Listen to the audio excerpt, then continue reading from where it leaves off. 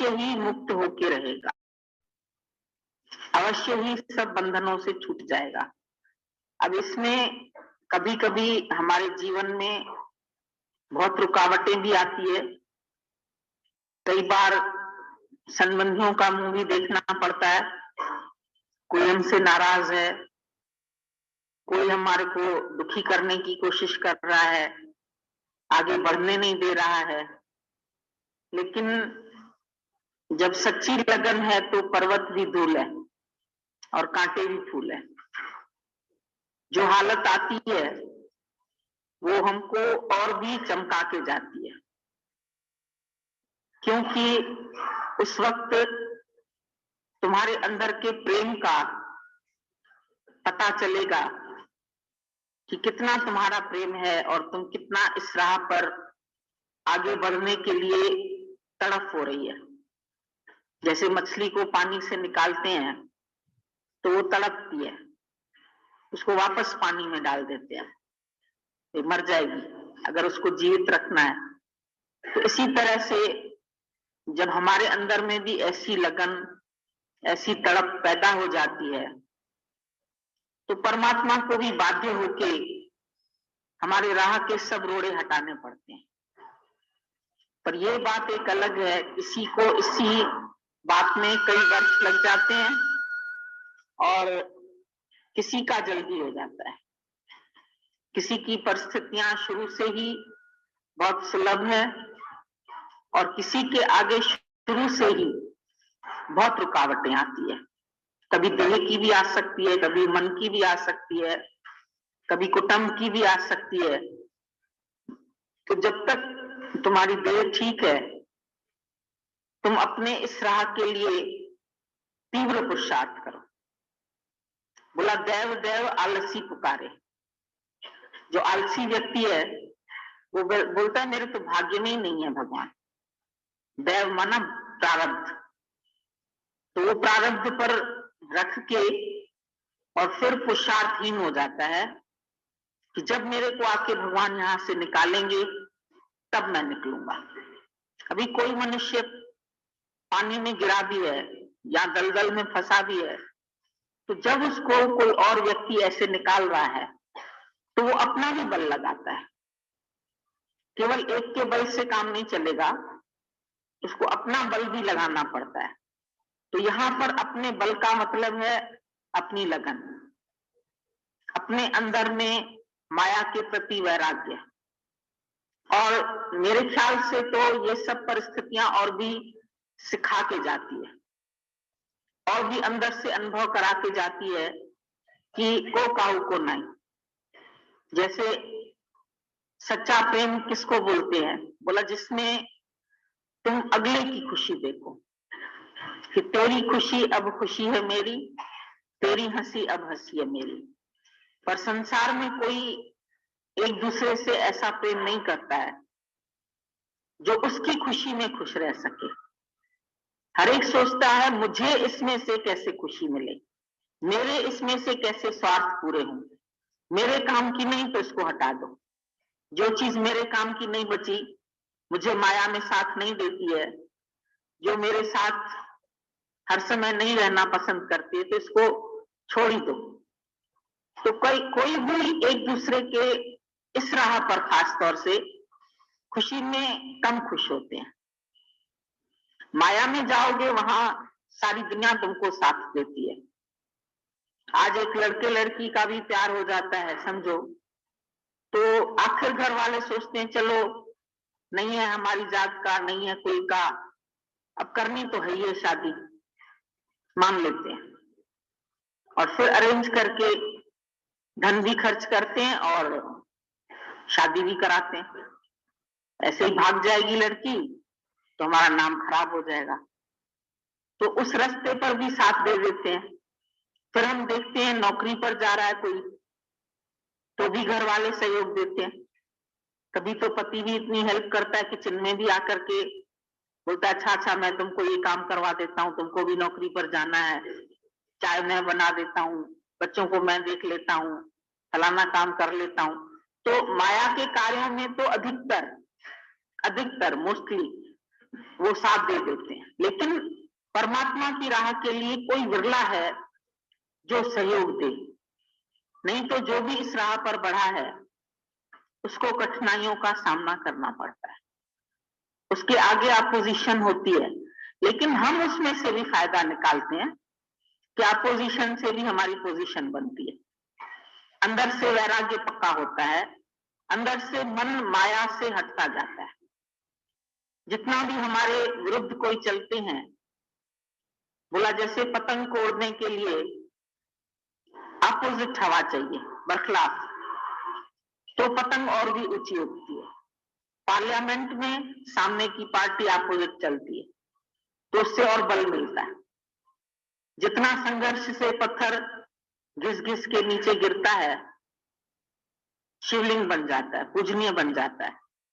रगड़ से उसके सब कोने घिस जाते हैं तो वो पूजनीय बन जाता है। तो हम भी जितनी परीक्षाओं से गुजरते हैं उतना हम और भी बनते हैं। बोला अज्ञानी के सामने परीक्षाएं आती है या दुख आते हैं या उनका कोई प्रियजन बिछड़ता है तो वो एकदम से ऐसे परेशान हो जाते हैं जैसे कोयला जल के राख हो जाता है। कोयले को आग में डालो तो जल के राख हो जाता है, लेकिन सोना डालो आग में तो वो और भी ज्यादा चमकता है।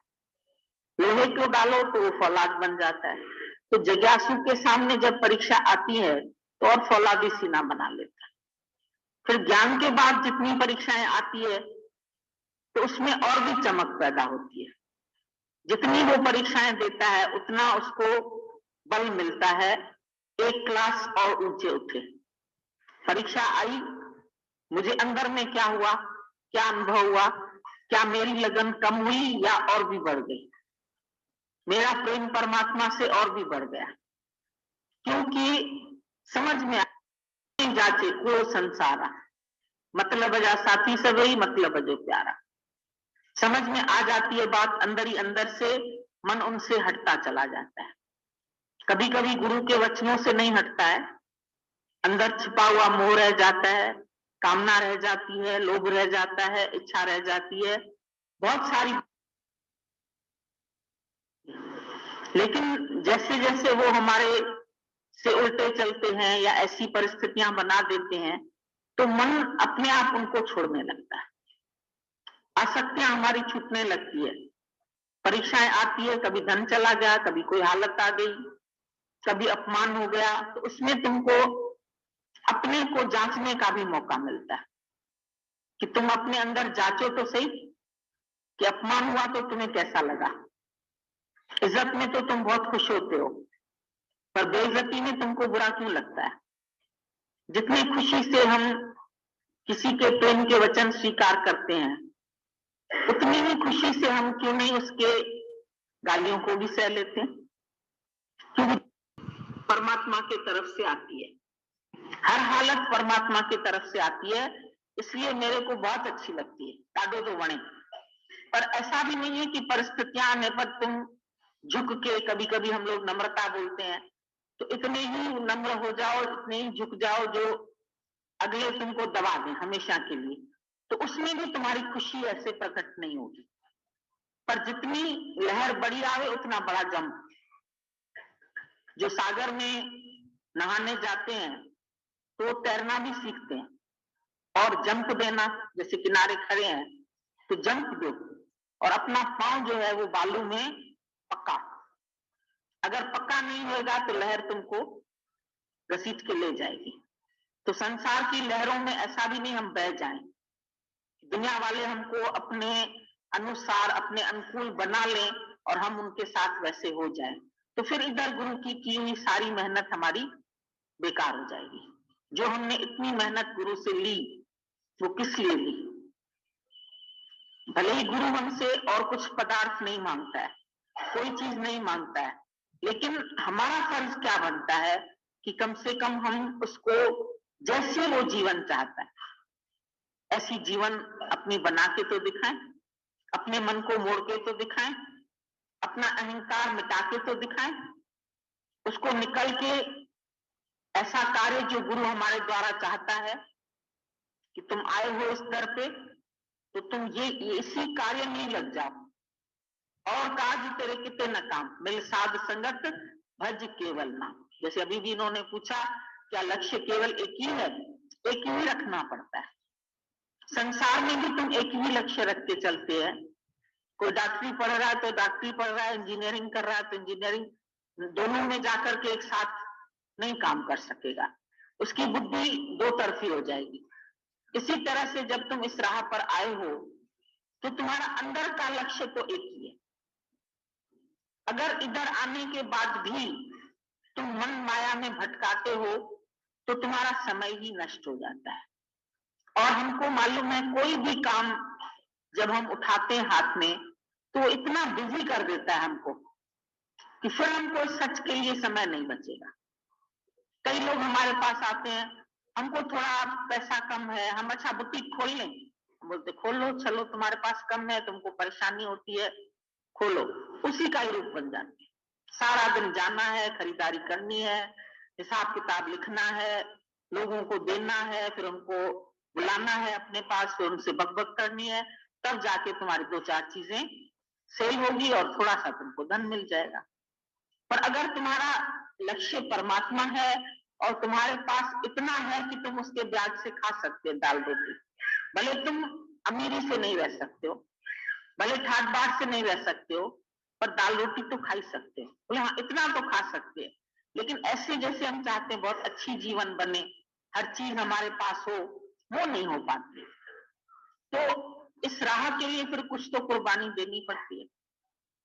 स्वामी राम तीर्थ ने बोला, यहाँ पर तुम आए हैं तो तुम्हारी प्यारी से प्यारी कामनाएं आर पार छेदी जाएगी।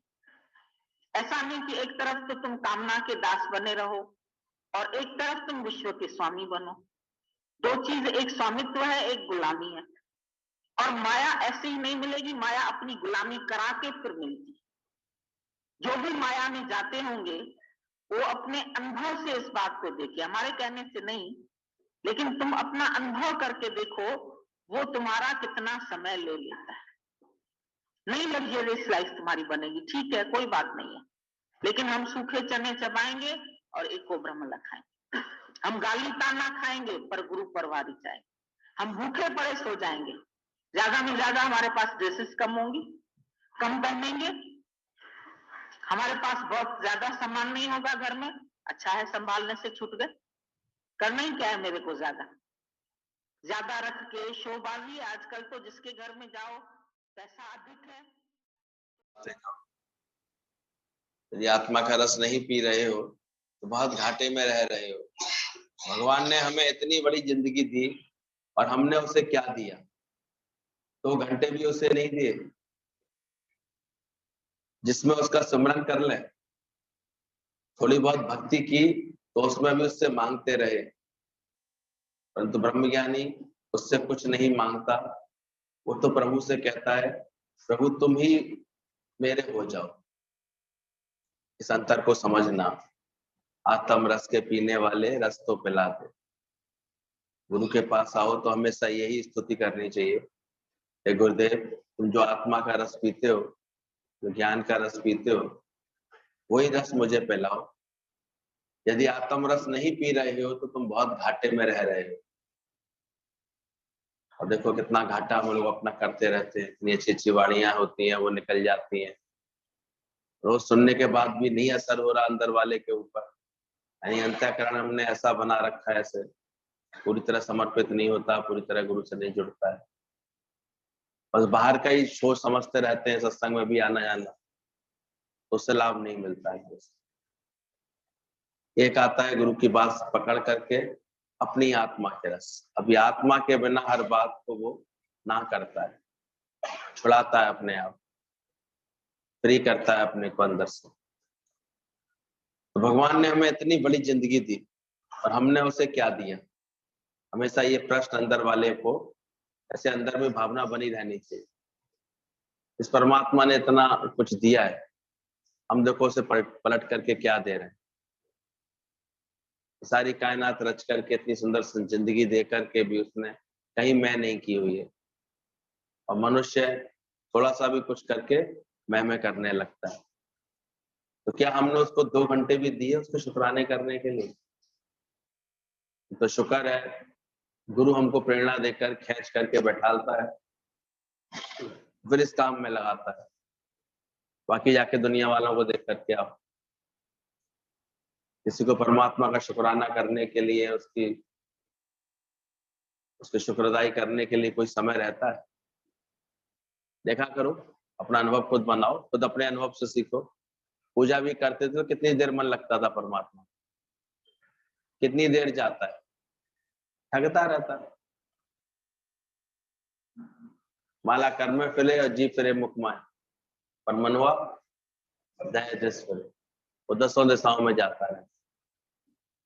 कितने समय हम परमात्मा के होते हैं, सोचो कितने समय गुरु के होते हैं। हक तो अभी प्रांजल ने आगे समझाया था, हक तो रखोगे कि हमें भी गुरु लेके चले, और क्या तुम अभी इस लायक हो? जब देखो तब तुम्हारे कहीं ना कहीं घूमने फिरने के प्रोग्राम बनते रहते हैं, सत्संग में भी कोई लगन नहीं, बड़बड़ करके बस बोलना सीख लेते हो। कैसे तुम गुरु के संग जा सकते? क्या करोगे जाकर के, कभी सोचा? क्या करना है वहां जाकर के? तुम कोई मिटने का कार्यक्रम यहाँ दिखाया है कभी? मन मोड़ा है कभी कहीं पर? खुद ही सोचो, इतने समर्पित हो, गुरु जाने गुरु का काम, इतना अंदर शुक्राना है अंदर वाले के लिए, समझना चाहिए। नहीं तो व्यर्थ में हम देखते अपनी मन बुद्धि चलाते रहते हैं बैठकर। अपना जीवन गढ़ के दिखाएं, बना के दिखाएं तो कुछ लाभ होता है। पूरा आत्म रस नहीं पी रहे हो तो बहुत घाटे में रह रहे हो। भगवान ने हमें इतनी बड़ी जिंदगी दी है, हमने उसे क्या दिया? 2 घंटे भी उसे नहीं दिए जिसमें उसका स्मरण कर लें। थोड़ी बहुत भक्ति भी की तो उसमें मांगते रहते हैं। देखा करो, थोड़े दिन गुरु के पास 1-2 बार भी आ जाएंगे ना कोई चाहना पहले पैदा कर लेंगे, अब हमारा ये काम हो जाना चाहिए, अब ये बात हो जानी चाहिए। भगवान तेरे पास आए हैं, भगवान मेरे काम कर देंगे। तुम भगवान के पास आए कब हो? इसलिए बड़ी जल्दी ये दिखने में आता है, बिली दात मिश्रा दाता। भगवान चाहिए कैसे, पूछो अपने आप से। भगवान के पास आकर के भी ₹1.25 का प्रसाद चढ़ा करके 1.25 लाख का सौदा करने की कोशिश करता है। तो अंधी पूजा करने वाले, कैसा है भगवान? तुम्हारा भगवान है ही नहीं तो उसका कहाँ समर्पण होता है, कहाँ शांति होती है? फिर देखो, भगवान तो तुमको निर्लेप न्यारा इतना शुद्ध पवित्र बनाना चाहता है, पर देखो एक गंदगी से निकले दूसरी गंदगी में जाने को तैयार, तो नए फजीते के लिए तैयार, यही करते रहते हैं अपने आप और बड़े खुश होते रहते हैं। आपके आशीर्वाद सब समझ में नहीं आती, कौन सा आशीर्वाद मिल गया इनको गुरु का। रोज रोज माया में धक्के खाते रहेंगे, अपनी दुर्दशा कराते रहेंगे, फिर मिलेगा क्या? फिर कुछ सुख मिल जाएगा?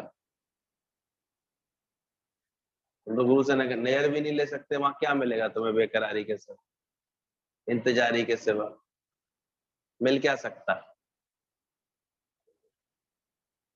पर हम इतने संकल्प करते रहते हैं, फिर वही अपनी प्रारब्ध बना लेते हैं, वही फिर हमारा संकल्प की सृष्टि बन जाती है। चाहना हमारे अंदर ऐसी होती है, फिर वैसे ही जीवन बन जाता है। तो थोड़ी बहुत कभी भक्ति करते भी हैं तो भी उसमें भगवान से कुछ ना कुछ मांगते रहते हैं। ब्रह्मज्ञानी उससे कुछ नहीं मांगता, तो वो प्रभु से कहता है प्रभु तुम ही मेरे हो जाओ। इसलिए ब्रह्मज्ञानी के लिए बोला गया कि वो कम से कम फिर भगवान को अपना बना लेता है, क्योंकि वो भगवान से कुछ मांगता नहीं। इसलिए पहले अपनी भक्ति को शुद्ध शुद्ध बनाओ, परवान चढ़ाओ, उसको विशुद्ध करो कि कुछ नहीं चाहिए। और गुरु जी कहते हैं एक को चने चबाएंगे पर गुरु परवारी जाएंगे, सूखे चने चबाएंगे पर गुरु परवारी जाएंगे।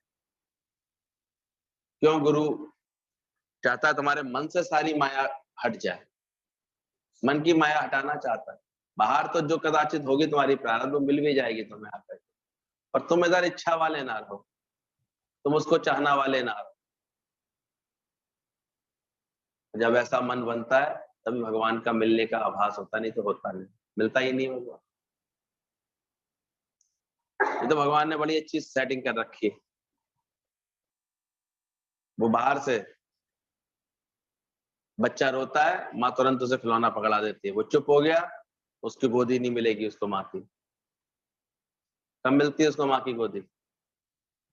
जब वो अपना मन किसी भी चीज और चीज में संतुष्ट नहीं करता, किसी खिलौने में, किसी बात में, किसी में नहीं, तब आखिर हार के माँ क्या करती है? उसको अपनी गोद में लेके बैठती है। तो भगवान भी बड़ा चतुर है, ऐसे ही नहीं किसी को अपनी गोद देता, किसी ना किसी पदार्थ में उसको अटका देता है। और मन अगर है अभी भी वही चाहने वाला है तो भटकता सा रहता है। पर एक ब्रह्म ज्ञानी हो जाता है, जब ज्ञानवान मन हो जाता है, तो उससे कुछ मांगता नहीं है, वो तो सिर्फ प्रभु से कहता है तुम मेरे हो जाओ, आप हो जाए मेरा, बस ये मेरा सत्कार है। वो कहते हैं अन्न धन और वस्त्र भूषण कुछ ना मुझको चाहिए, बस आप हो जाओ मेरा। सच्चा भगत यही प्रार्थना करता है, भगवान अब मुझे अब ये सब कुछ नहीं चाहिए, बस आप मेरे हो जाओ, आप मेरे बन जाओ, बस ये मेरा सत्कार है। भगवान ने बोला तू बस मेरा बन जाओ, मैं तेरा बन जाऊं। प्रभुता तो चाहे, प्रभु को ना चाहे कोई, और जो प्रभु को चाहे तो प्रभुता चेरी होए। इतनी सुंदर बात गुरुजी बोलते थे। प्रभुता चाहते हैं सब, प्रभु से उसकी ऐश्वर्य कोई चाहते रहते, बस प्रभु को नहीं चाहते। और जो प्रभु को चाहोगे तो प्रभुता तुम्हारी चेरी हो जाए। और जिसने एक बार परमात्मा पर हाथ रख दिया, उसकी लगन लगा ली, बस मुझे ये चाहिए और कोई नहीं चाहिए, तो फिर देखा ये गया है, तो सारी प्रभुता, सारा संसार उसका चेरी हो जाता है। कैसे सारी सृष्टि बुद्ध भगवान के लिए आकर्षित हुई, क्यों हुई? भगवान को चाहे। हम भी देखें अपने मन को ऐसा बना रहे, बस परमात्मा तो चाहिए, उसको आगे रखो अपने मन के आगे, फिर उसकी मर्जी है। इधर संकल्प केवल परमात्मा तेरा होना है, और जिसका हम देखते हैं सही संकल्प ऐसा हो जाता है ना, तो बंदा मुड़ मुड़ दर तेरे आवे, उसका अपने आप सत्संग में आने का नियम इतना अच्छा बन जाता है, लगन बन जाती है, सब छूटते ही आते हैं। पीछे प्रारब्ध से जो खेल बनागा वो बहुत अच्छा बनता है उसका, क्योंकि वो इतना संतुष्ट रहता है, इतना तृप्त रहता है। प्रेम का जीवन व्यतीत करें नम्रता, सच्चाई, निस्वार्थ भाव से, जिसमें दिखावा ना हो। ऐसा प्रेम नगर गुरु कहता है बनाओ अपने लिए। ऐसे प्रेम का जीवन व्यतीत करो जिसमें नम्रता, सच्चाई, निस्वार्थ भाव से, जिसमें दिखावा पाखंड ना हो। प्रेम की सभी को जरूरत है। मेरा उद्देश्य, गीतावान कहते थे, मेरा उद्देश्य तो आत्मा के गुप्त खजाने को हर एक के पास पहुंचाना है। जो इच्छुक है उस पर मेरा आशीर्वाद है। क्राइस्ट का भी यही वचन है कि मैं ये चाहता हूँ, हिडन ट्रेजर, जो गुप्त खजाना जो तुम्हारे पास है, उसको मैं तुमको दिलवाना चाहता हूँ। पर जो इच्छुक होता है, जो चाहता है वास्तव में अंदर से, उस पर गुरु का आशीर्वाद होता है। इसलिए कभी भी मायावी उपलब्धियां होने पर ऐसा गुमान मत करना कि ये गुरु का कोई आशीर्वाद हो रहा है हमारे ऊपर। वो आशीर्वाद नहीं। सच्चे गुरु के मिलने का मतलब भी है तुम्हारे हृदय में गुरु की लगन, ज्ञान की लगन, प्रभु पाने की लगन वो तीव्र हुई कि नहीं। हमारे यहाँ केवल इसी एक आधार पर तुम्हारी सच्चाई देखी जाती है कि तुम्हारी ये लगन सच्ची हो रही है कि नहीं। जब तक ना हुआ तेरा प्रभु से मिलन, सुख से कभी नहीं सोना, होना कभी नहीं खोना, मनुष्य जन्म को यूं नहीं खोना। चेक करते हो, उसी तुम्हें चेकिंग करनी है, समझना है। और ये गुरु तुम्हारी हरकतों से पहचान लेता है कि वास्तव में इसके अंदर किसकी लगन है, ये क्या चाहता है, इसका हाथ उठता किस तरफ है, इसके कदम उठ किस तरफ रहे हैं, इसकी निगाह किस तरफ है, ये चाह क्या रहा है। केवल भगवान।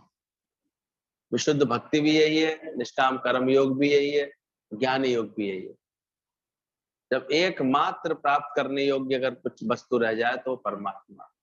प्राप्त करने योग्य अगर जगत में कुछ है तो वो है परमात्मा। ऐसा सत्य हमारे जीवन में आने लगे, तब बोला ऐसा प्रेम का जीवन व्यतीत करें इसमें नम्रता, सच्चाई, निस्वार्थ भाव से, प्रेम का जीवन, इतने प्रभु के प्रेम वाला जीवन, प्रभु की इतनी लगन दिखाई दे उसके जीवन में, ऐसे इसको तड़प दिखाई दे, तड़प है दिल तड़पने में बड़ा आनंद आता है, तो तड़प होती है अंदर से। राम तीर्थ कहते थे कि जिस दिन तुम्हें सच्ची लगन मिलेगी, तड़प मिलेगी, तो पूरी पूरी रात अगर रोते भी गुजर जाएगी तो कोई बड़ी बात नहीं। तुम इतने हल्के हो जाओगे, आकाश में उड़ा करोगे, बच्चों के लिए रोए, धन के लिए रोए, संबंधों के लिए रोए, किसी के कटु वचनों को लेकर के रोए, किसी के गलत व्यवहार को लेकर के रोए, आज तक परमात्मा के लिए रोई? रो के दे, फिर देख जीवन कितना पवित्र होता है। सच्चाई से अंदर में हम उसके लिए कभी रो करके तो देखें, से अपना बनाने के लिए उसके लिए आग्रह तो करें, इतना अंदर से चाहे तो सही परमात्मा तू मेरा हो जाए। यही एकमात्र संकल्प और लगन होती है, तब जाके अंतःकरण शुद्ध होता है। बस तू परमात्मा, बस तू चाहिए और कुछ नहीं चाहिए। और उसके लिए भगवान कैसे भी परीक्षा ले ले तुम्हारी, भगवान ऐसे भी नहीं मिलता, ध्यान रख, वो भी परीक्षा लेता है पूरी, चेक कराता है तुमको, परीक्षा पर चलना सिखाता है। प्यारी से प्यारी चीज भी तुम्हारी छिने उस समय, तभी भगवान ना छूटे, भगवान ना भूले। अचानक ही आएंगी ऐसी परीक्षा, एक तरफ जग एक तरफ हरि। सच्चा भगत होगा वो एकदम चुनाव करेगा परमात्मा, वो अपने आप, उसको फिर और कोई बात रही नहीं जाती, बार बार गुरु से आके पूछेगा नहीं कि ये करूं कि नहीं करूं। गुरु ने दे दी लगन, बस खत्म, अब लगन उससे काम कराएगी। गुरु जी कहते तुम्हारा झुकाव जिस तरफ हो गया होगा ना, तुम्हारा पेड़ उस तरफ अपने आप गिर जाएगा। लगी वाली आनो नींद नहीं आती, इसको लगन लगे आते ना, उसको नींद नहीं आती। नींद यानी वो संसार के सुखों में अब सो नहीं सकेगा, उसको भाएंगे नहीं, उधर उसको कष्ट लगेगा, ऐसे लगेगा तो 100 बिच्छू काट रहे हैं, उधर दौड़ेगा वहां से। भगवान कहते तुम्हें दोपहर में नींद आ जाती है, अभी तुमको परमात्मा की ऐसी लगन लगी नहीं। ये तो संकल्प चलेंगे, किसको जाके सुख देख के आऊं, किसको जाके ज्ञान सुना के आऊं, किसको जाकर के ये प्रेम दे करके आऊं। ऐसा ये प्रेम नगर तुम्हारा बनेगा फिर तो प्रेम का जीवन ऐसा व्यतीत करेगा फिर वो। तो अपने आप नम्रता, सच्चाई, निस्वार्थ भाव से, इसमें दिखावा पाखंड ना हो। इस प्रेम की सभी को जरूरत है। यहाँ प्रेम शब्द जब भी बोला जाए, समझना परमात्मा से प्रेम, प्रेम और कोई दुनिया से प्रेम नहीं सिखाता गुरु। जगत के रंग क्या देखूं, तेरा दीदार काफी, करूं मैं प्यार किस किस से, तेरा बस प्यार काफी। और समय लग जाता है ये बात समझने में। गुरु सोचता प्रेम प्रेम हम फिर अपने मैं मेरे से करना शुरू कर देते हैं। तो उस बुद्धि में और फर्क क्या पड़ा, अंतर क्या हुआ? हाँ, बस इतना अंतर पड़ जाता, जो पहले राग द्वेष करते थे उसमें मन चलता था, झगड़े होते थे, अब थोड़ा प्रेम हो जाता है वहां पर। परमात्मा फिर भी नहीं मिल रहा, ध्यान रख। परमात्मा तो सब, केवल परमात्मा से प्रेम हो जाता है केवल। वो इंटरव्यू वाला जब इंटरव्यू लेने पहुंचा तो वो बोल रहा था संत से, बड़ा ऐसे, अब अपने को बड़ी होशियार समझ रही थी, मैं बड़ी टॉकेटिव हूँ, बहुत होशियार हूँ, देखो मैं संत को भी, आप भगवान से मुझे मिलवा सकते हैं, आपको सब भगवान कहते हैं, क्या आप मुझे भगवान से मिलवा सकते हैं? संत बेचारा सहज सरल स्वभाव था, उसने कहा मैं जरूर मिलवा सकता हूँ, बस मुझे तुम एक बात बताओ। बोले क्या? कोई ऐसे दो नाम बताओ, ऐसे कोई नाम बताओ जिसे तुम सबसे अधिक प्यार करती हो। तो सोच करके कहती है, पहले बोला ऐसा है कोई एक नाम बताओ जिसे तुम सबसे अधिक प्यार करती हो। तो बहुत सोच समझ कहती है, अपनी माँ का नाम लिख दिया उसने। संत ने कहा कोई बात नहीं। बोले अब दूसरा घेरा इसके चारों तरफ घेरो। बोले ऐसे किसी 2 व्यक्तियों के नाम बता दो जिसके उसके बाद तुम प्यार करते हो। उसने अपनी पिता का और अपने भाई का नाम लिख दिया। संत ने कहा अच्छा, तो तीसरा घेरा खींचो उसके चारों। अब ऐसे किसी 5 लोगों के नाम लिखो जिसको तुम बहुत प्यार करते हो। वो सोच सोच करके कभी सहेली का नाम, बहनों का नाम, और जो भी बॉयफ्रेंड था उसका नाम उसने लिख दिया। संत ने कहा बहना तू चली जा यहाँ से। बोले क्यों? आप तो मुझे भगवान से मिलाने वाले थे। बोले चेक तो कर लिया मैंने, 3 बार मौके दिए, 7-8 लोगों के नाम लिखवा दिए, एक बार तो भगवान का नाम आ जाता है इसमें। पूरी बात कर रही है तू, ये भगवान चाहिए तो। तब जाकर के उस लड़की को होश आया कि हम केवल बात ही तो कर रहे होते हैं, वास्तव में चाहिए नहीं चाहिए होता है किसी। इसलिए मिली दात बिसरा दाता। बोले एक मौका दिया मैंने, 2 मौका दिया, तीसरा किसी में तो गलती से लिख देती प्रभु से प्यार है मेरा। नहीं, प्यार तो तेरा इतना बता हुआ है, तेरे सबसे प्यार है, इससे प्यार तो कहाँ है तेरा प्यार? तुम भी कभी अचानक अपने मन को ये एग्जाम, ये जो है एक्सपेरिमेंट कर लेना, निकलेगा नहीं। भगवान का नाम बहुत लास्ट में आएगा, वो भी तब जब कभी कोई कष्ट आ रहा होगा, ये भगवान बचाओ, तब आता है। इतनी निर्लज्जता लेकर के भगवान की भक्ति करने चले तो कहाँ से हो पाएगी? कहाँ होती है, इसलिए भक्ति होती नहीं। जब कोई ऐसे पहुंचता है कि केवल भगवान ही चाहिए, मेरा उद्देश्य आत्मा के गुप्त खजाने को हर एक के पास पहुंचाना है। प्रीतम की तरह भगवान से प्रेम करो। व्यक्ति का भगवान से प्रेम उसकी आंतरिक भावना पर निर्भर करता है। भगवान का प्रेम अवश्य ही जरूरी है, और ऐसे प्रेम तुम्हारा परमात्मा से जिसका हो जाता है, प्रीतम से प्रेम होता है ना, तो सारे समय देखो उसके अंदर चिंतन किसका होता है, मिलने की लगन किससे होती है। और जब तक दिन भर में एक आध बार मिल नहीं लेती तब वो तड़प उसकी पूरी नहीं होती। उसमें वो कैसे कैसे अपने आप ही ऐसे, वो फिर दिखावा नहीं करते। इसका कोई बॉयफ्रेंड होता है देखो, उसके उसके अंदर में एक अपने आप एक छुप के कार्य करने की कला आ जाती है इसके अंदर। और जो अभी भी तुम भगवान से मिलने का स्वांग रचते हो, और हम सत्संग जा रहे हैं, सत्संग जा रहे हैं, ऐसे निर्लज्जों को तो कोई मिलता ही नहीं। वो दिखावा करते हैं, हम तो देखते हैं। आजकल तो भला बनने के लिए एक सत्संग शब्द लगा लिया है लोगों ने। जैसे हमारे बच्चों की मिट्टी माइटी शादी संबंध अच्छे से हो जाए ना, हम सत्संग ही हैं, हमारे सत्संग में जाते हैं। गुरु जी बहुत गालियां देते थे, बोले ये लोग सत्संगी नहीं, इस सत्संग का सिर्फ दिखावा करके और अपने जीवन में आराम चाहते हैं। सत्संग वास्तव में करने वाला तो छुप के करता है, इसको वास्तविक प्रेम होता है परमात्मा से ना, वो छुपाता है उसको प्रकट, उसकी बस हरकतों से समझ लो तो समझ लो किसका प्रेम है। इतना प्रेम परमात्मा से, इतना प्रेम हो जाए बस। तो प्रियतम की तरह परमात्मा से, भगवान से प्रेम करो। प्रेम, व्यक्ति का भगवान से प्रेम उसकी आंतरिक भावना पर निर्भर करता है कि अंदर में उसकी क्या भावना और क्या चाहता है। भगवान ही चाहिए कि भगवान भी चाहिए, ऐसा अपने को भगवान को चाहने वाला, मान को पाने के लिए लगन करने वाला बनाते जाओ तो जरूर मिलता है। भगवान का प्रेम अवश्य ही जरूरी है। जब तक ये प्रेम नहीं आएगा तब तक फिर कुछ होता नहीं। पीछे धीरे धीरे वो समय, उसकी समझ उसकी बढ़ती आती है, और सब में भगवान देख करके अब वो प्यार करता है सबसे।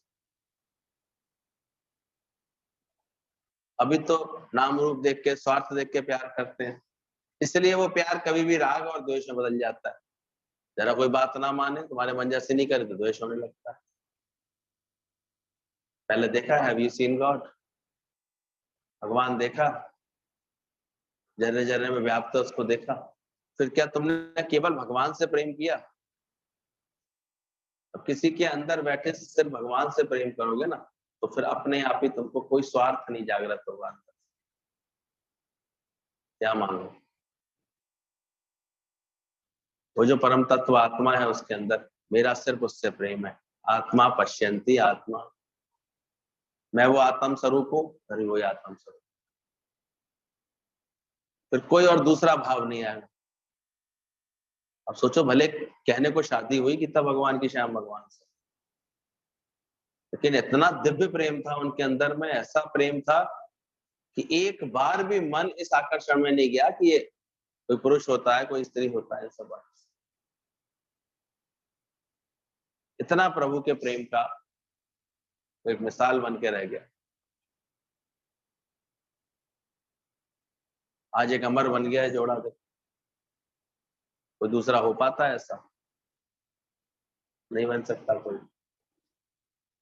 क्योंकि वहां प्रेम किससे था?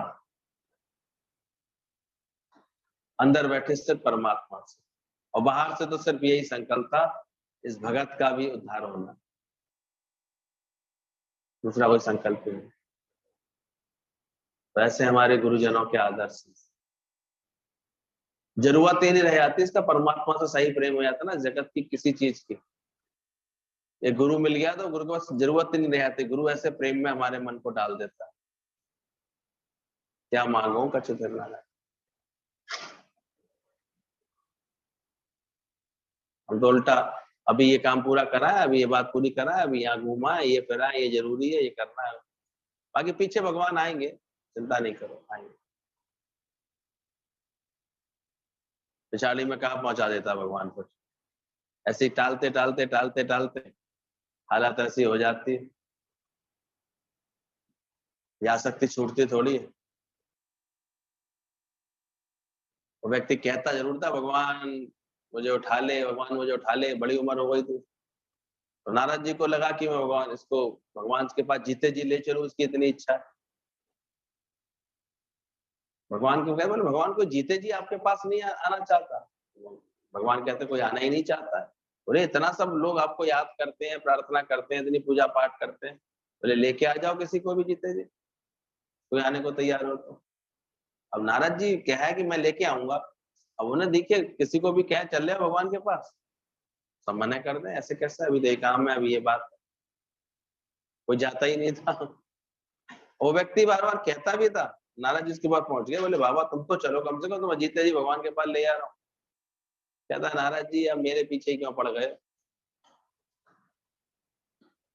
अभी देखो मेरी थोड़े दिनों बाद जुलाई में शादी है मेरे नाती की, वो शादी तो पहले देख लूं, शादी का काम तो कर लूं, ये तो कर लूं।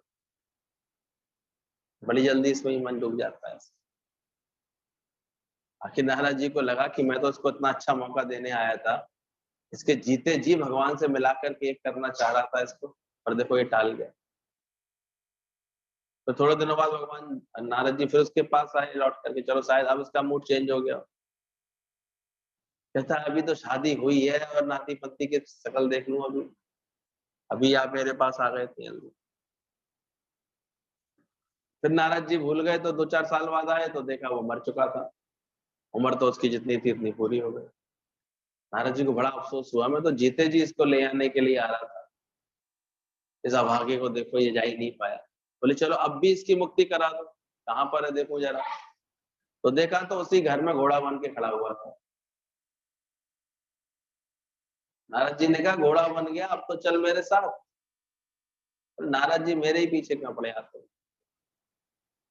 अभी देख नहीं रहे हो कितने काम है घर के, मेरे बिना इस घर का होगा क्या, मेरे बिना तो जी नहीं पाएंगे ये लोग। सारे समय में संभाल करता हूँ, बच्चों को स्कूल छोड़ता हूँ, बड़ा को दुकान छोड़ता हूँ, उनके सामान ला करके देता हूँ भर भर के, कितने काम करने पड़ते हैं। अब देखा करो, बुढ़ापे तक छोड़ेगी थोड़ी दुनिया, ये काम कर लो, वो काम कर लो, ये काम कर लो। क्या कहता है काम है, कहाँ है लगन सत्संग के लिए, कहाँ परमात्मा के लिए लगाना आपको। आखिर दोबारा नारद जी आए तो घोड़े की योनि से ही मुक्ति मिल गई थी उसको। फिर ध्यान लगाया नारद जी ने, कहाँ गया ये, कहाँ गया, कुत्ता बना बैठा हुआ था उसी घर। बोले अरे कुत्ता बन गया अब तो चल। बोले नारद जी रहने दो अब तुम, बस तुमको नहीं पता मेरे घर में कितनी दिक्कत है, बहुओं को अकल ही नहीं है, घर खुला छोड़ के चली जाती, यहाँ बैठा रहता हूँ दरवाजे पे, तो कम से कम किसी को घुसने तो नहीं देता। क्या कदर होती है बुड्ढों की, जाके देख के आओ घरों में, कुत्ते बिल्ली भगाते रहते हैं बाहर। तो ना हरी रस नहीं, फिर भी कहो तो भगवान के रस में डूब जाओ, आनंद नहीं टूटता है। नारद जी ने बहुत कही, बेटा अभी भी मान जा मेरी बात। बोले अरे नहीं, तुम्हें क्या पता मैं कैसे भौंक भौंक के रक्षा करता हूँ, कम से कम अपने नाती पोतों को देख लेता हूँ, तसल्ली आ जाती है मुझे, ये आ जाता है ऐसे करना। अगर कुत्ता बड़े प्यार से निहारे तुम्हें तो समझ जाना कौन आ गया हुआ तुम्हारे पास। आके नारद जी जब दोबारा आए तो कुत्ते की योनि से भी मुक्ति मिली। अब नारद जी ने ढूंढा, वो गया कहाँ बेचारा। नारद जी को भी लग रहा था मैं एक तो संकल्प करके आया हूँ कि एक को तो लेके ही आऊंगा, भगवान ही कोई भी जाने को तैयार नहीं हो रहा है। आखिर देखा तो नाली में तिलचट्टा बना घूम रहा था बाथरूम। बोले तेरी ये हालत हो गई है, इतनी गिरावट हो गई, अब तो चल। तब भी वही बात उसकी, क्यों मेरे पीछे ही पड़े रहते हो। यहाँ कम से कम अपने देखता रहता हूँ, ये नाती पोते मुझे कम से कम जो भी कुछ दे देते हैं, भूखे आते हैं तो मैं खा पी लेता हूँ, उसी को उसी गंदगी में घूम लेता हूँ। नारद जी को इतनी गुस्सा आई, उन्होंने झाड़ू उठा करके वही मारा। चट्टे बट्टे मिल जाते तो क्या करते, तुरंत तुरंत उद्धार करते उसका।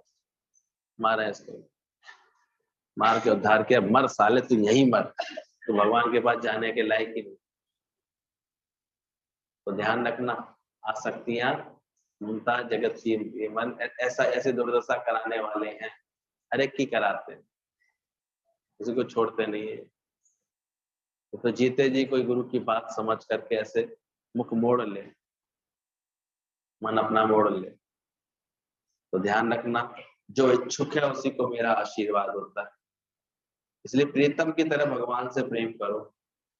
व्यक्ति का भगवान से प्रेम उसकी आंतरिक भावना पर निर्भर करता है। प्रेम पृथ्वी पर स्वर्ग की मुस्कुराहट है।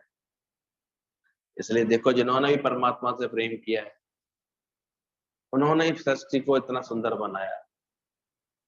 आज जहां भी है, जो भी माया का हम देखते हैं, जितना उपयोग अच्छा प्रभु के प्रेम करने वालों ने किया है ना। आज वो प्रेम मंदिर सब कितने भाव से देखने आते। प्रेम किया परमात्मा से तो ये सब विस्तार हो जाता। उस परमात्मा के प्रेम में जितनी सृष्टि संवरी है ना, आज भी देखो अगर घूमने लायक कोई जगह बचती है ना, तो केदारनाथ और बद्रीनाथ ही दिखते हैं। इतने बढ़िया टॉप क्लास हिल स्टेशन है सब। और प्रभु का प्रेम बढ़ जाए, जाओ दर्शन करने, देखते हो मिल करके आओ। तो प्रेम पृथ्वी पर स्वर्ग की मुस्कान है। जब ऐसा प्रेम हमारे जीवन में आ जाए, साथ में बोला मैं तो तुमसे प्रेम करता हूं, पर मैं उसको भी उतना ही प्रेम करता हूं जिसकी तुम निंदा करते हो। तो प्रेमी हृदय हो जाता है ना, उसके अंदर से किसी के लिए भी फिर निंदा नहीं निकलती, खराबी नहीं आती उसके अंदर में। वो ऐसा प्रेम में टमटार रहता है। तो वो कहता है मैं तुमसे तो प्रेम करता हूं, पर उसको भी उतना प्रेम करता हूं जिसकी तुम मेरे सामने आके निंदा करना चाह रहे हो या निंदा कर रहे हो। तो अपने आप वो चुप होके नहीं चला जाएगा। अब मेरा तो उससे बहुत प्रेम है, क्या दिक्कत है। तो खामा का कान को दागी क्यों बनाते हो, निंदा क्यों सुनते हो किसी। बोलो भाई तुम बेकार उसकी निंदा कर रहे हो, मेरा तो उससे प्रेम, मेरे लिए तो बहुत अच्छा है। चुप कराया करो सबको। किसी ने गुरु से प्रश्न किया, मंदिर में और सत्संग में क्या फर्क है।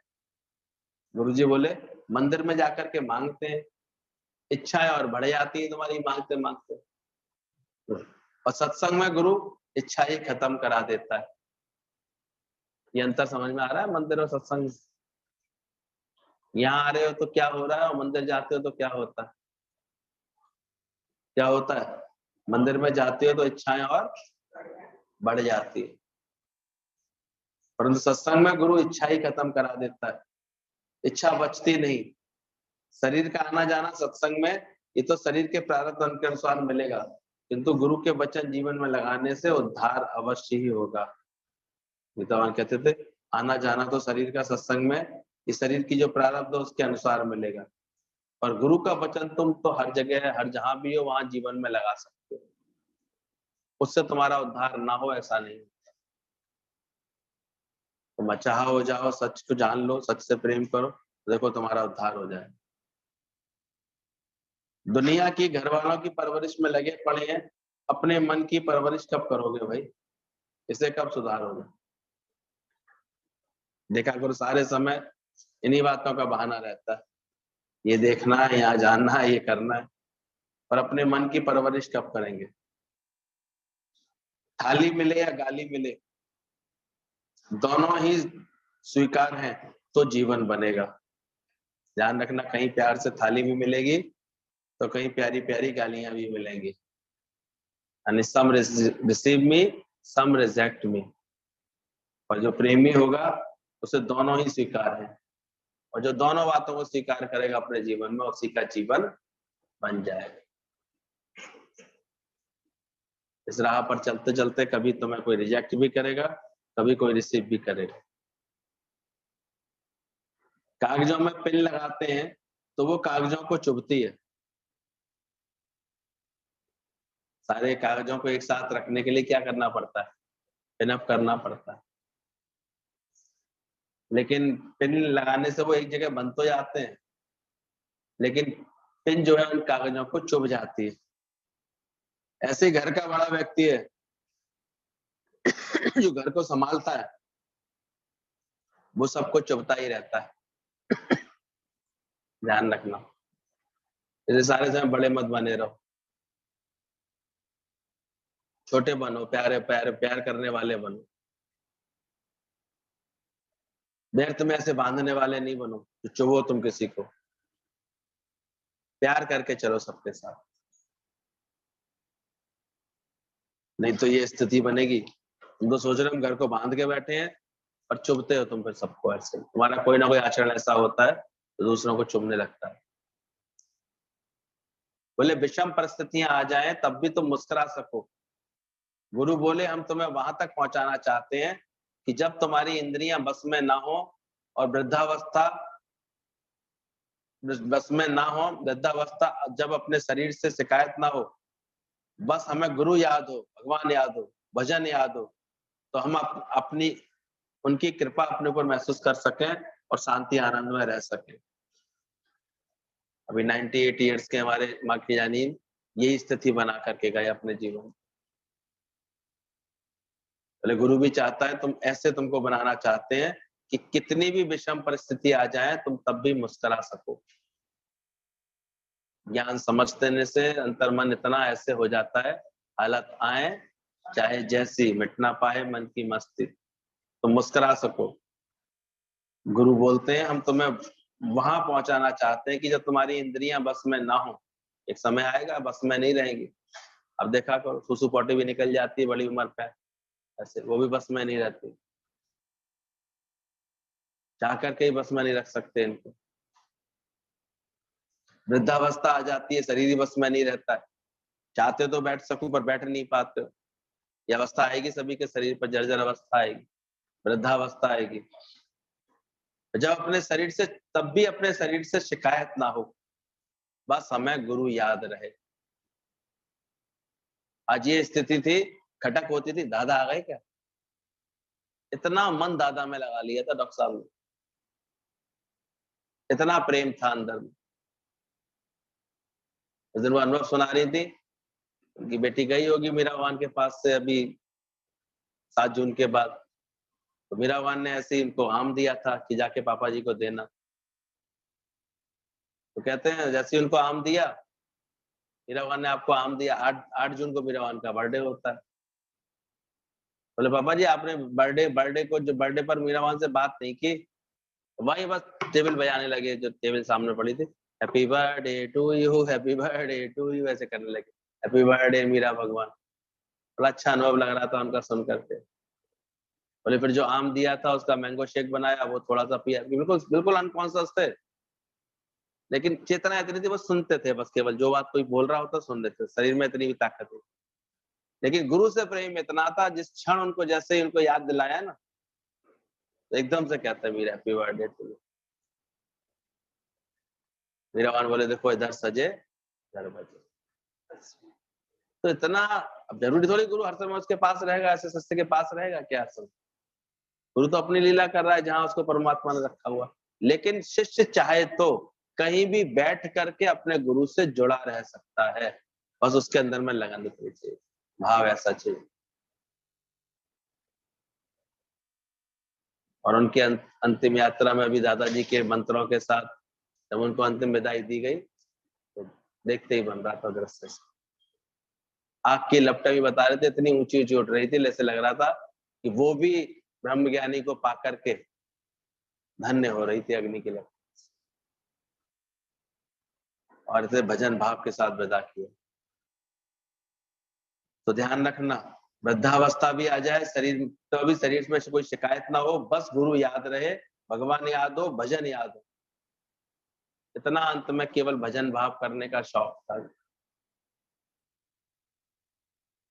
बस भजन सुनेंगे, हाँ सुनेंगे, भजन गाएंगे कुछ तो अपने जो भी टूटी फूटी आवाज में जितना निकलता था उतना गाते थे। कहीं मन नहीं क्या हो रहा है दुनिया में, क्या नहीं हो रहा है, बस गुरु याद हो, भजन याद हो, भजन हम उसकी उनकी कृपा अपने ऊपर महसूस कर सकें और शांति आनंद में रह सकें। ये तो बुढ़ापे में कितनी विक्षिप्तता और बढ़ जाती है लोगों, और गुरु कहाँ हमारे मन स्थिति, बुढ़ापा तो आएगा, शरीर तो सबके माया में होने के कारण विनाशी है। और देखो तुमने ऐसी भक्ति कर ली है कि अंत में सुमरन में क्या रह जाए। और ऐसा कोई दिल में बसाने वाला भक्त होता है ना, तो गुरु की याद उसके मन में हमेशा बसी रहेगी और गुरु प्रकट होता रहेगा उससे। बाद में पूछा भी जाएगा ना तो बस सब एक ही बात कहेंगे, अंत तक अपने गुरु को याद करता रहा, गुरु की याद में रहा बस। गुरु गुरु बोल मन, गुरु गुरु बोल। तो ध्यान रखना, जगत को जाननहार नहीं है, परंतु यदि हरि को जान गए तो निश्चित ही सब जान गए। ऐसे जगत को जाना नहीं जा सकता, इतना जगत विस्तार है। ब्रह्मज्ञानी तो धन पाकर धन्य धन्य बोलता है, और संसार वाले लोग धन धन सतगुरु तेरा ही सहारा, ऐसा बोलते हैं। धन्य धन्य नहीं बोलते, धन धन, भगवान धन धन देते रहना, पदार्थ देते रहना। और ज्ञान आ जाएगा अंदर से तो हर वक्त प्रभु के लिए क्या बोलेंगे, धन्य है प्रभु, धन्य है, तेरा भाणा मीठा लागे तो तुझ भावे साईं मीठा। बोले गुरु गोविंद जी के कंधे पर बाज है, बाज प्रेम का प्रतीक है। प्रेम की झपट में आ जाओ तो संसार दिखना बंद हो जाता है, फिर भटकना भी बंद हो जाएगा। प्रेम को, प्रेम की तुलना बाज से की जाती है। मन पंछी तब तक उड़े विषय वासना माए। ये मन पंछी उन्हीं के भटकते हैं, उन्हीं के इधर उधर भटक रहे हैं और बड़ा जतन कर रहे हैं मन हमारा शांत हो जाए, नहीं होगा ही नहीं। तरीका एक ही है, प्रेम बाज की झपट में जब लग ये नाज। जब गुरु के प्रेम में, सत्य के प्रेम के, ईश्वरीय प्रेम के झपट में नहीं आ जाएगा ये मन, तब तक ये भटकना बंद ही नहीं करेगा। अब अगर भटक रहा है तो तुम खुद देख लो, प्रेम बाज की झपट में आया नहीं होगा। मन बहुत चलता है, मन भटकता है, मन अभी शांत नहीं है, तो इसकी पहचान है। वरना तो सत्य ये है कि प्रेम बाज की झपट में आएगा ये। तो गुरु गोविंद सिंह के कंधे पर बाज बैठता था, उनके हाथ पर, वो बाज प्रेम का प्रकट प्रतीक था। प्रेम की झपट में आ जाओ तो संसार दिखना बंद हो जाता है। प्रेम ऐसा उपहार है जिसमें भारी आदान प्रदान नहीं होता, पर एक हृदय से दूसरे हृदय तक पहुंच जाता है और आनंद से भर जाता है। कभी देखा करो, जब भावों में, आचरण में सच्चा प्रेम होता है तो वहां तुम्हें बड़ी बड़ी लंबी चौड़ी गिफ्ट देने की आवश्यकता है, इनकी फॉर्मेलिटी की जरूरत नहीं। बस प्रेम जब होता है ना, देखो तो सारा हिसाब किताब पीछे पड़ जाता है, छूट जाता है। ऐसा उपहार है, भारी आदान प्रदान की जरूरत नहीं है, हृदय से दूसरे हृदय तक पहुंच जाता है और आनंद से भर जाता है। इसलिए तो ईश्वरीय प्रेम की अंतर में कल्पना करो, उसे जागृत करो, उसी को प्राप्त करने की कोशिश करो। बाकी दुनिया में कितना भी प्यार करो ना, कभी तसल्ली आएगी। झूठा ही दिखाई देता रहेगा। फिर एक अनुभव बना के देख ले, तो मान तो रही नहीं। तो जल्दी आ जाए तो बता दे, आ ही नहीं सकती, वहां है ही नहीं।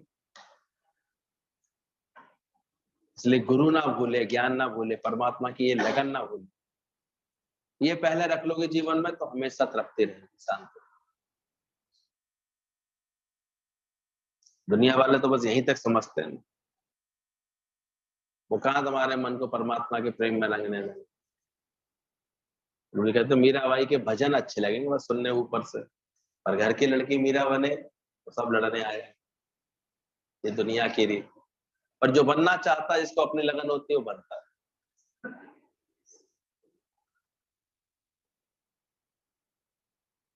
और भगवान को प्राप्त भी करके सबसे ज्यादा आनंद स्वरूप में भी रहता है। तो प्रेम ऐसी याद है जो कभी हंसाती है, कभी रुलाती है, पर दिल से याद भलाई नहीं जाती है। प्रेम एक ऐसा श्रृंगार है जो तन को नहीं सजाता, फिर भी हमारे मन को सुशोभित कर देता है। इस प्रेम की इतनी महिमा है, परमात्मा के प्रेम की, इससे भले ही तन नहीं सजेगा, लेकिन मन इतना संस्कारी हो जाए, इतना अच्छा हो जाएगा, सुशोभित हो जाएगा, हमेशा मन से सुंदर खुशबू फैलेगी अगर प्रेम होगा अंदर। इतना परमात्मा के प्रेम में भीगता रहे मन।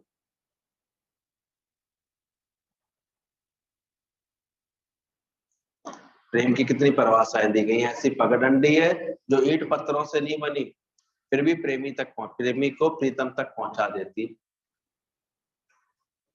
तो प्रेम रखकर देखना किसी बात से, देखना कैसे कार्य होते हैं, कैसे परमात्मा रास्ता दिखाता है उसमें।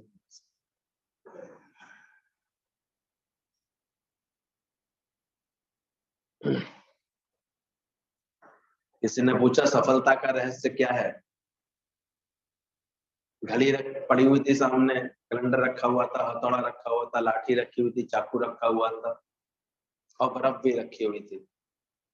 तो घड़ी ने कहा समय पर काम करो। सफलता का रहस्य क्या है? समय पर काम करो। कैलेंडर बोला अप टू डेट हो जाओ, सब अपनी अपनी महिमा कर रहे थे।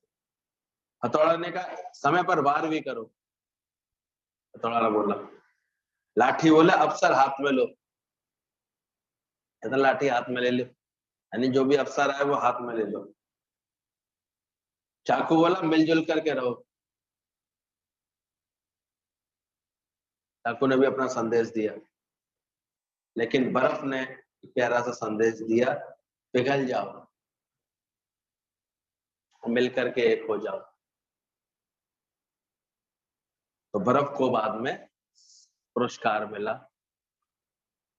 सबसे अधिक प्रेम किसका कहा गया? किस बात में सबसे अधिक प्रेम प्रकट हुआ? जब बर्फ ने बोला पिघल जाओ। तो पानी में मिली जैसे बर्फ की डली, हम राम में ऐसे रम जाए। तो हम भी इस परमात्मा में जब ऐसे पिघल करके मिल जाते, हमारा कोई और अस्तित्व ना रह जाए। आज ब्रह्मज्ञानी को यही तो है, उसका अपना अलग कोई वजूद नहीं रह जाता है। धीरे धीरे उसको ही भगवान कह दिया जाता है,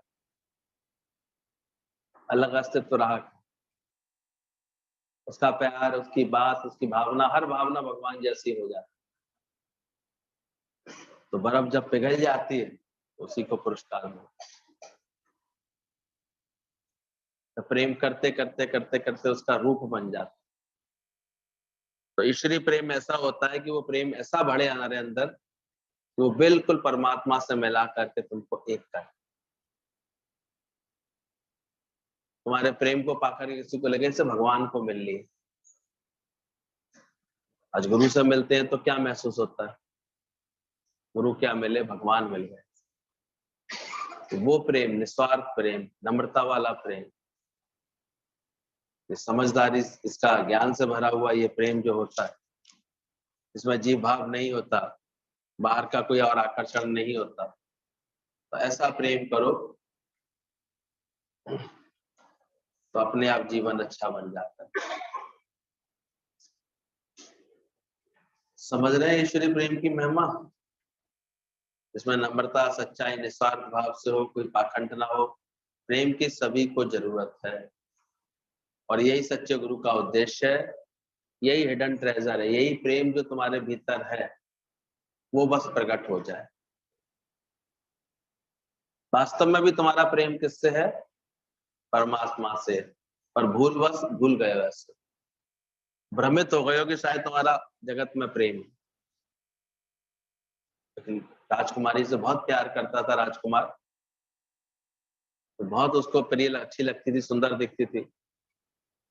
अचानक उसका शरीर शांत हो गया तो उसकी डेथ बॉडी को छोड़ ही नहीं रहा था, लिपट के बैठ गया था, मैं नहीं छोड़ूंगा, मैं नहीं छोड़ूंगा।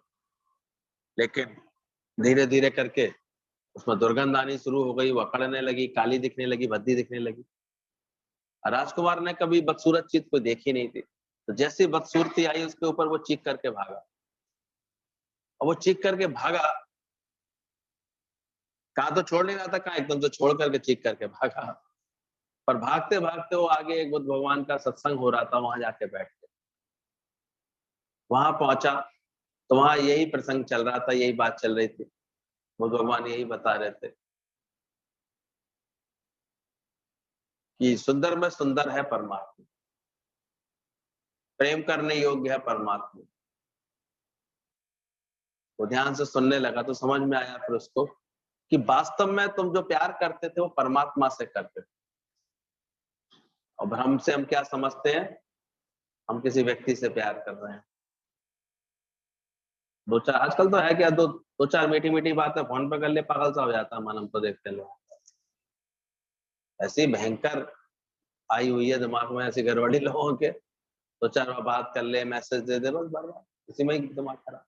अरे ईश्वरीय प्रेम को पहचानो, वो प्रेम करने की कोशिश करो। सीखता ही नहीं है कि परमात्मा से कैसा प्रेम होता है, इसलिए चीख चीख के फिर भागना पड़ता है कि माया में तो रद्दो बदल होगा ही होगा, चेंज होगा ही, छूटेगी। प्रीत सच्ची गुरु गोविंद की। फिर उसके बाद राजा को वो ज्ञान हुआ, विवेक जागृत हुआ उसका, कि वास्तव में जो मैं प्रेम कर रहा था वो राजकुमारी से नहीं कर रहा था, किससे कर रहा था? उसके अंदर शक्ति थी भगवान की। हमारा प्रेम किससे होता है? उसी से होता है, उस कारण ही होता है। इधर से भी प्रेम कोई कर पा रहा है तो क्यों कर पा रहा है? क्योंकि इधर किसकी शक्ति है? तो परमात्मा का ही परमात्मा से प्रेम है। इस बात की समझ को और अनुभूति को बढ़ाते जाओ। अभी जितवल देखो उतवल प्यारा, ना कोई बैरी नहीं। क्या बात समझ में आ रही है?